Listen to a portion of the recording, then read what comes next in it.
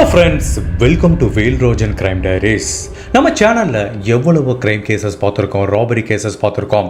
But இன்றைக்கி நம்ம பார்க்க போகிறது ஒரு வித்தியாசமான ஜேர்னர். இந்த மாதிரி ஒரு கேஸை என்னோட சேனலில் இது வரைக்கும் நான் கவர் பண்ணதில்லை.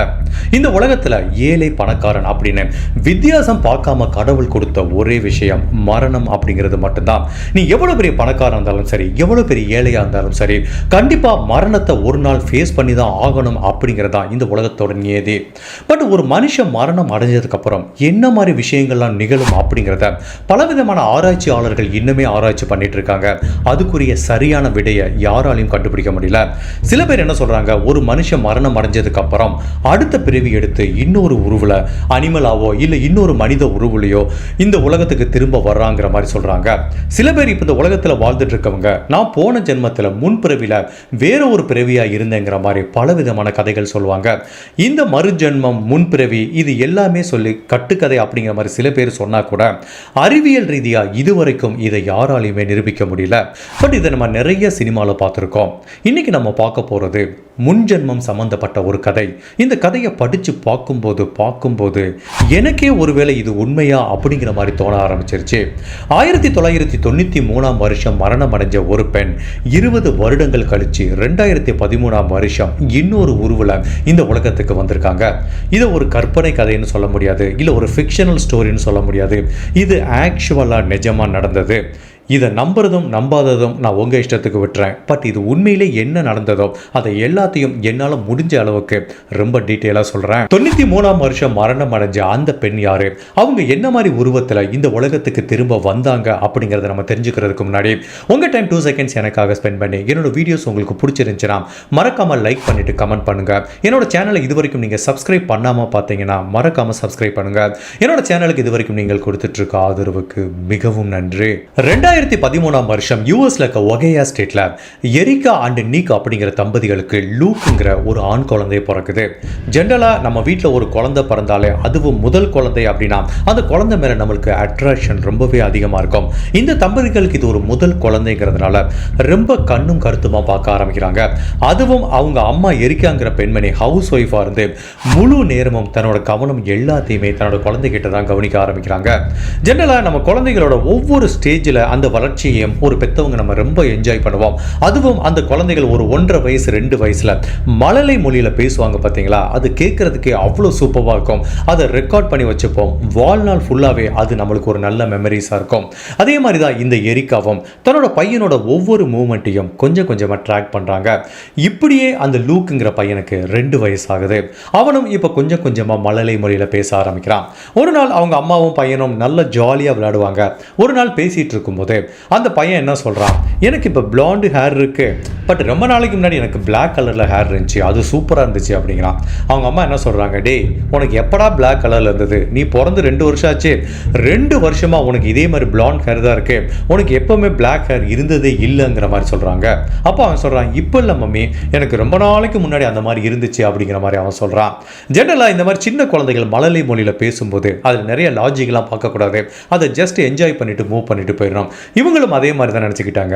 சரி ஓகே, ஏதோ சின்ன பையன் விளையாட்டுக்கு சொல்கிறான்னு நினச்சிட்டு அப்போ எரிக்கா அதை பற்றி பெருசாக எடுத்துக்கல. இப்படியே சில மாதங்கள் உருண்டோடி போது ஒரு நாள் இந்த எரிக்கா ஒரு ஃபங்க்ஷனுக்கு போகிறதுக்காக பரபரப்பாக கிளம்பிட்டு இருக்காங்க. அப்போ இந்த லூக்கை கிளப்பி உட்கார வச்சுட்டு இப்படி முன்னாடி டேபிளில் உட்கார வச்சுட்டு அவங்க வேகமாக தலைவாரிட்டு இப்படி காதில் கம்மல் போட்டுட்டு இருக்காங்க. அப்போ அந்த லூக் அதை பார்த்துட்டே இருக்கான். மம்மி, நீங்கள் காதில் போட்டிருக்க கம்மல் சூப்பராக இருக்கு, ரொம்ப நாளைக்கு முன்னாடி என்கிட்டயும் இதே மாதிரி 2 தோடு இருந்தது, கிட்டத்தட்ட இதே மாடல் தான் அப்படிங்கிற மாதிரி சொல்கிறான். அவங்க அம்மா சொன்னாங்க, டேய் உங்ககிட்ட எப்படா தோடு இருந்தது, நீ பிறந்ததுலேருந்தே பாயா தான் இருக்க, உங்ககிட்ட இந்த மாதிரிலாம் தோடு இல்லடாங்கிறாங்க. இல்லை மம்மி, இதே மாதிரி 2 தோடு ரொம்ப நாளைக்கு முன்னாடி நான் வச்சிருந்தேன் அப்படிங்கிற மாதிரி திரும்ப திரும்ப சொல்லிட்டு இருக்கான். இவங்க அம்மாவும் 2 டைம் சொல்லி பார்க்குறாங்க. அவன் கேட்குற மாதிரி தெரியல.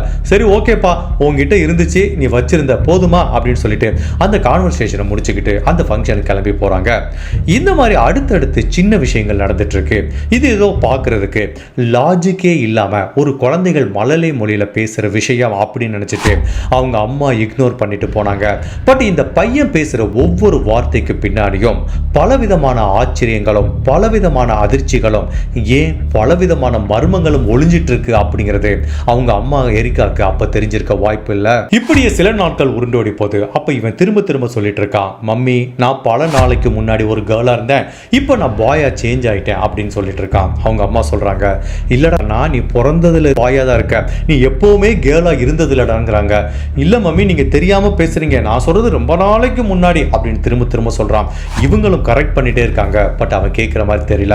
ஒரு ஸ்டேஜில் இவங்களே ஃப்ரஸ்ட்ரேட் ஆகி, சரிப்பா நீ கேர்ளாக இருந்தா இப்போ பாயா மாறிட்ட போதுமா அப்படிங்கிற மாதிரி அந்த கான்வர்சேஷனை முடிச்சுட்டு போற வரைக்கும் இந்த லூக் திரும்ப திரும்ப தான் ஒரு கேர்ளாக இருந்தோங்கிறதே சொல்லிட்டு இருக்கான். ஒரு நாள் இந்த அம்மாவும் பையனும் கார்டனில் விளையாண்டுட்டு இருக்காங்க.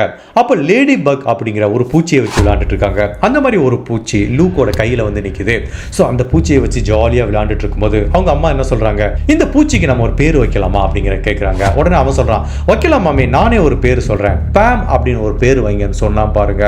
அவங்க அம்மா பயங்கர ஷாக் ஆயிட்டாங்க. பிகாஸ் இவனுக்கு 2.5 வயசு ஆகுது. இவன் இது வரைக்கும் டிவியும் அவ்வளோ பார்த்ததில்ல, சொந்தக்காரங்க வீட்டுக்கும் அவ்வளோ கூட்டு போனதில்லை.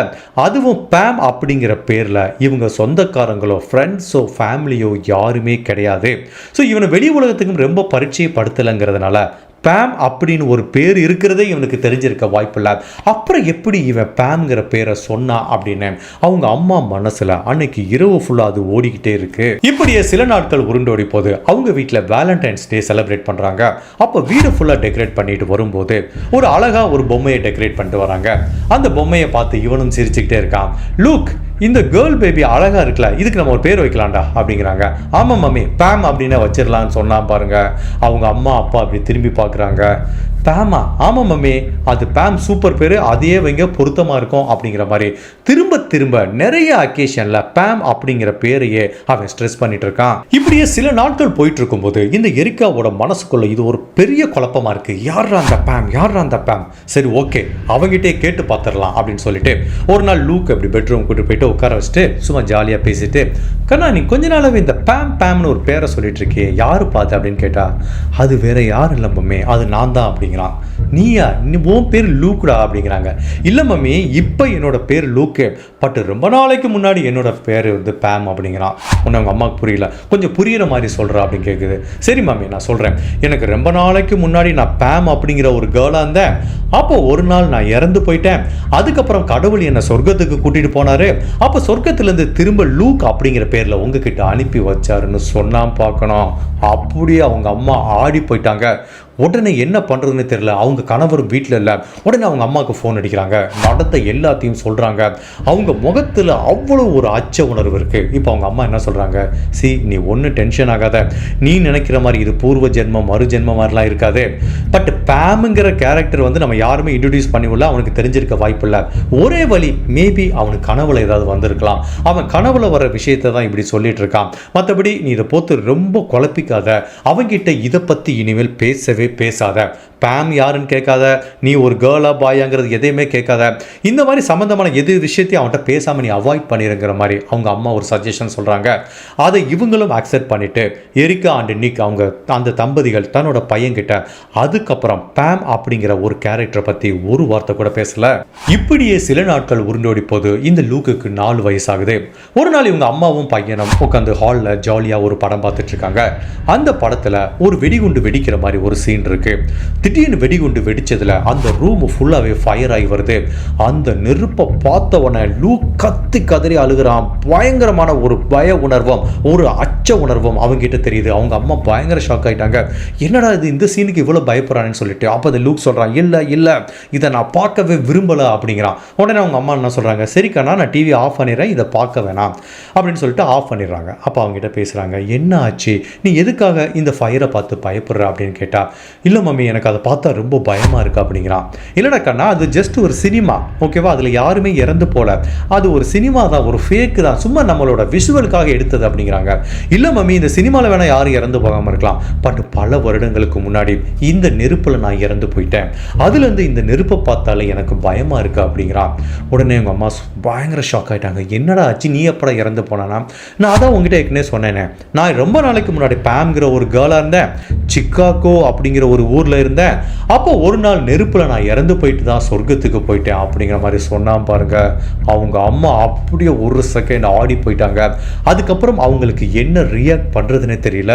மேலும் இந்த லூக் அவங்க அம்மா கிட்ட என்ன சொல்கிறான், நான் இதுக்கு முன்னாடி சிக்காகோவில் தான் இருந்தேன், சிக்காகோவில் பல நாள் நான் ட்ரெயினில் போயிருக்கேன் அப்படிங்கிற மாதிரி பல தகவலை சொல்கிறான். பட் இதுக்கு முன்னாடி அவங்க சிக்காகோக்கே இவனை கூட்டிகிட்டு போனதில்லை.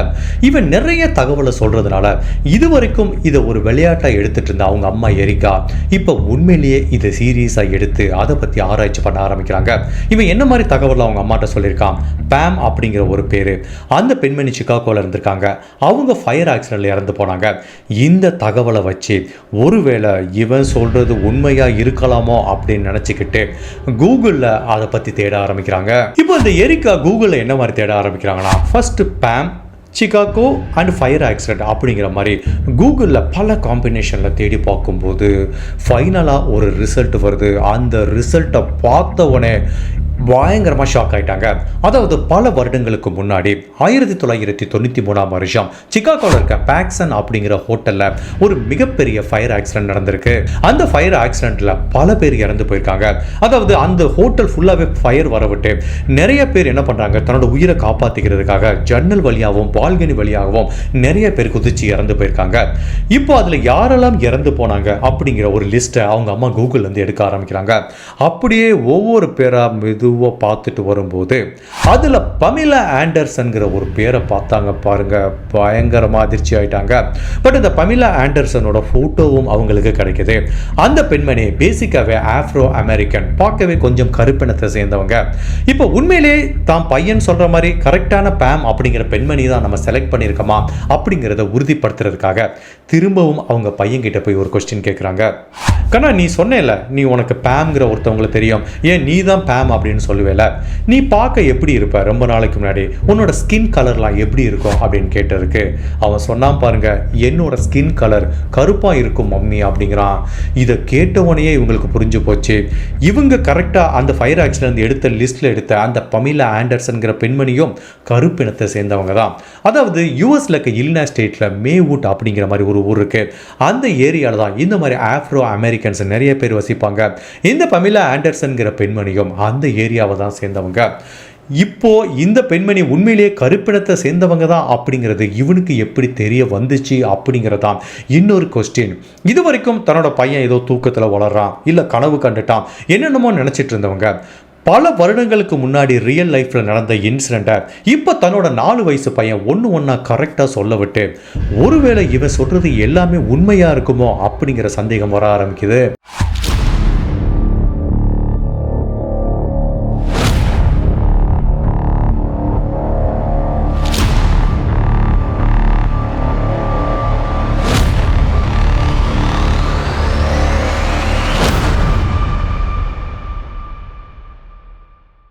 உண்மையிலேயே இதை எப்படி எடுத்துகிட்டு போகிறது, இதை ஃபர்தராக நம்ம இதை விசாரிக்கிறதா இல்லை இப்படியே விட்டுறலாமா அப்படிங்கிற மாதிரி இந்த எரிக்காவுக்கும் அவங்க கணவர் நிக்குக்கும் ஒரு குழப்பமான சூழ்நிலை நிலவ ஆரம்பிக்குது.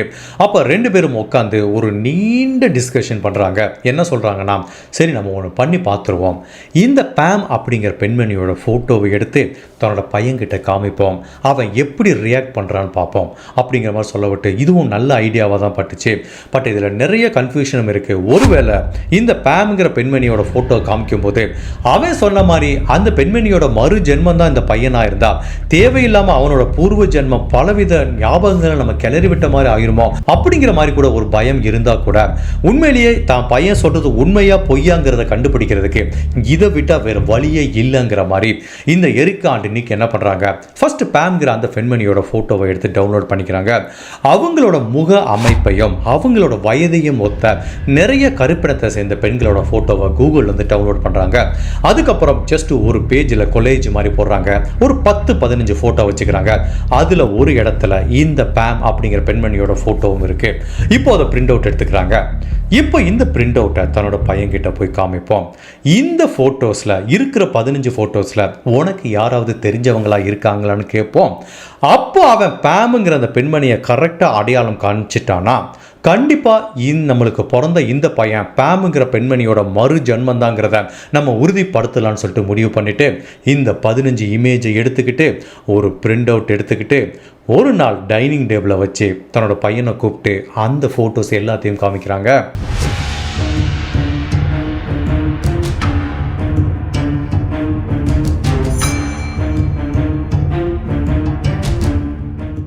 உண்மையிலேயே எரிகா அண்ட் நிக் அப்படிங்கிற தம்பதிகளுக்கு வாழ்க்கையில் இதை விட ஒரு டென்ஷனான மொமெண்ட் அவங்க லைஃப்பில் இருந்திருக்குமான்னு தெரியல.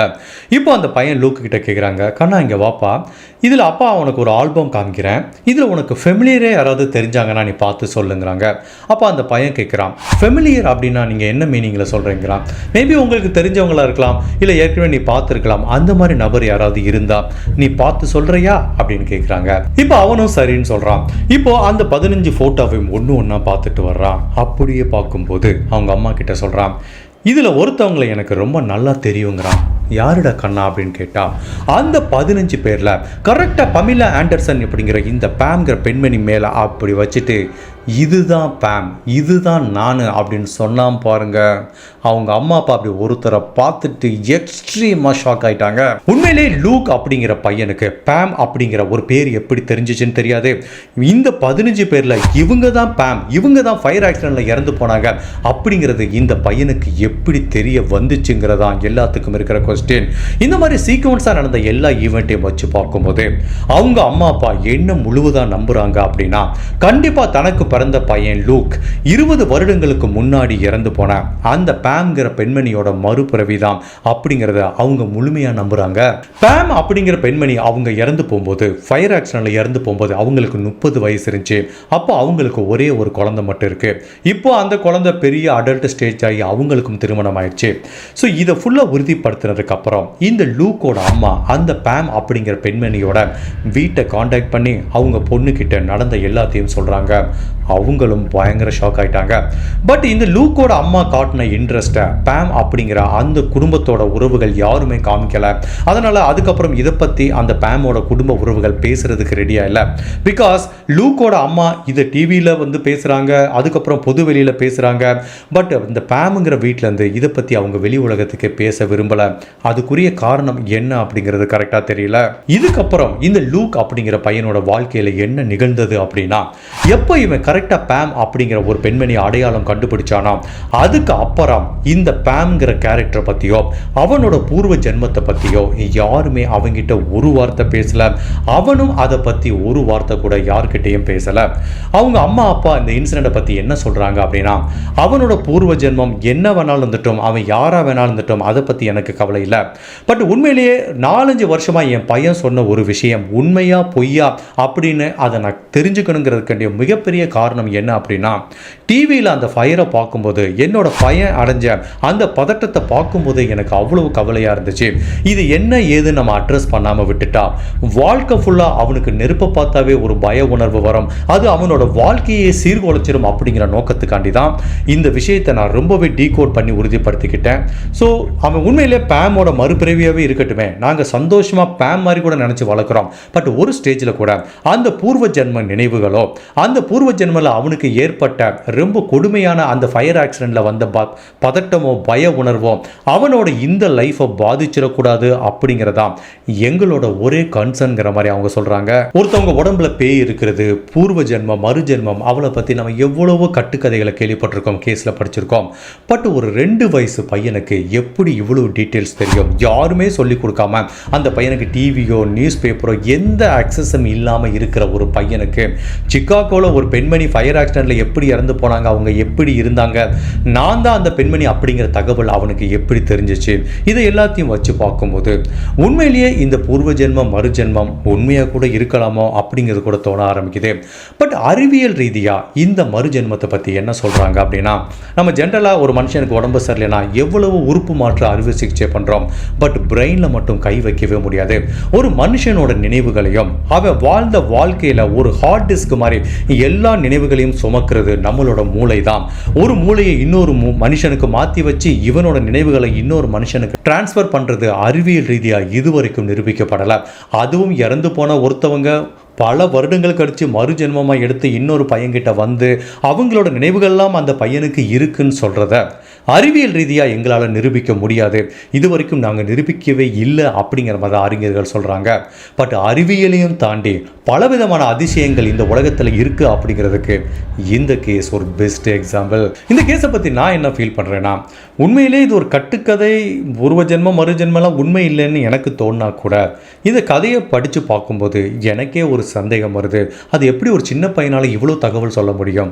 ஒருவேளை அது நம்ம அறிவியலையும் தாண்டி சில விஷயங்கள் மனுஷனோட மூளைக்கு அப்பாற்பட்ட பல விஷயங்கள் இந்த உலகத்தில் இருக்குமோ அப்படிங்கிற மாதிரி தான் எனக்கு தோண ஆரம்பிக்குது. இன்கேஸ் இந்த பூர்வ ஜென்மம் மறு ஜென்மத்தை பற்றி உங்களுக்கு ரொம்ப இன்ட்ரெஸ்ட் இருந்துச்சுன்னா நான் தமிழ் சினிமாவில் வந்து ஒரு படத்தை ரெக்கமெண்ட் பண்ணுறேன். ரொம்ப ரொம்ப பழைய படம். 1963 அந்த நெஞ்சம் மறப்பதில்லைன்னு ஒரு படம். அந்த படத்தை நான் எப்படி ஒரு 10 தடவையாவது பார்த்துருப்பேன். ரொம்ப சூப்பராக இருக்கும். அதுவும் நம்பியார் பின்னி பெடல் எடுத்திருப்பாரு. இந்த படம் எப்படி உருவானது அப்படின்னா 1940s நம்ம ஹிந்து நியூஸ் பேப்பரில் ஒரு ஆர்டிக்கல் வந்தது. அப்போ டெல்லியை சேர்ந்த 9 வயசு குழந்தை, நான் பூர்வ ஜென்மத்தில் மதுரா அப்படிங்கிற ஊரில் தான் பிறந்தேன் அப்படின்னு சொல்லிட்டு தன்னோட பூர்வ ஜென்மத்தை பற்றி அந்த பொண்ணு எல்லா தகவலையும் சொல்லியிருக்காங்க. இப்படி ஒரு 2-3 இன்சிடென்ட் கேரளாலையும் நடந்திருக்கு. இதை எல்லாத்தையும் வச்சு தான் இந்த படத்தோட டைரக்டர் இந்த ஆர்டிக்கலை படிக்கும்போது அவரோட மனசில் ஒரு ஐடியா வந்திருக்கு. இதை பேஸ் பண்ணி நம்ம ஏன் ஒரு படம் எடுக்கக்கூடாது அப்படிங்கிற மாதிரி தான். ஒரு காதலர் இருப்பாங்க, அதில் அந்த காதலர்களை பிரிச்சிருவாங்க. பட் அடுத்த ஜென்மத்தில் அவங்க சேர வரும்போது பூர்வ ஜென்மத்தில் பிறந்த அவங்க அப்பாவே அதை தடுக்க முயற்சி பண்ணுவார். உண்மையிலேயே அது ரொம்ப சூப்பரான படம். உங்களுக்கு இந்த மறு ஜென்மம் இதில் இன்ட்ரெஸ்ட் இருந்துச்சுன்னா அந்த நெஞ்சம் மறப்பதில்லைங்கிற படத்தை கண்டிப்பாக பாருங்க. இந்த பூர்வ ஜென்மம் மறு ஜென்மத்தை பற்றி நீங்கள் என்ன நினைக்கிறீங்க? உங்களோட கருத்தை மறக்காமல் இந்த வீடியோவில் பதிவு பண்ணுங்க. உங்கள் குடும்பத்திலேயோ இல்லை உங்கள் குடும்ப உறவுகள்கிட்டையோ இல்லை உங்கள் ஃப்ரெண்ட்ஸ் ஃபேமிலி யாருக்கிட்டையாவது இந்த மாதிரி பூர்வ ஜென்மம் மறு ஜென்மத்தை பற்றி ஏதாவது ஒரு ரியல் இன்சிடென்ட் நடந்திருக்கா? அதை பற்றி நம்ம வியூவர்ஸ் கிட்ட நீங்கள் ஷேர் பண்ணுங்க. கமெண்ட் செக்ஷனில் ஷேர் பண்ணுங்க. உண்மையிலேயே இந்த லூக் அப்படிங்கிற பையனுக்கு பூர்வ ஜென்மத்தில் அவன் பேம் அப்படிங்கிற பெண்மணியாக தான் பிறந்திருப்பானா, இல்லை அவனுக்கு எப்படி இந்த மாதிரி தகவல்கள்லாம் தெரிய வந்திருக்குன்னு நீங்கள் நினைக்கிறீங்க? உங்களோட கருத்தை மறக்காமல் இந்த வீடியோவில் பதிவு பண்ணுங்கள். இந்த மாதிரி அனதர் கேஸில் உங்களை சந்திக்கிறேன். சில்ட்ரன்.